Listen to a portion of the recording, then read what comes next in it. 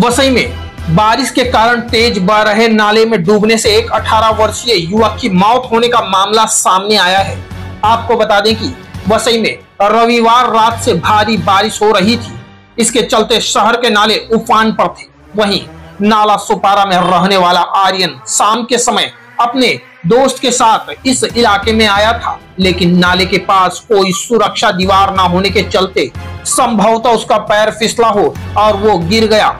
वहीं घटना की जानकारी मिलते ही मानिकपुर पुलिस व वसई विरार महानगर पालिका का दमकल विभाग घटनास्थल पर पहुंचा और कड़ी मशक्कत कर आर्यन को बाहर निकाला, लेकिन तब तक उसकी मौत हो चुकी थी। वहीं इस मामले में पूर्व नगर सेवक किरण भोईर ने बताया कि हम कमिश्नर से इस नाले की दीवार ऊंची करने की मांग करेंगे। मला देखील आहे ना अर्धा एका तासाबद्दल माहिती पडलेली घटना अत्यंत दुर्दैवी घटना आहे।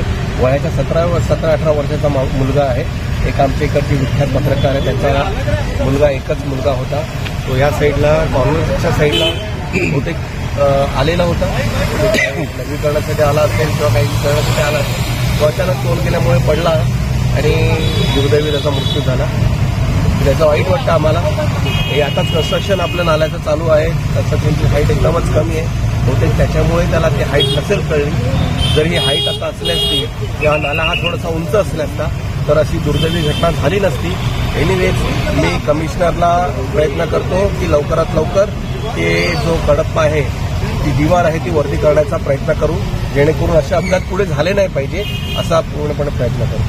वहीं आपको बता दें कि आर्यन दैनिक जागरूक वसई की पत्रकार सोनल माणिक के बेटे थे। वसई से क्राइम रिपोर्टर्स टीवी न्यूज की एक रिपोर्ट।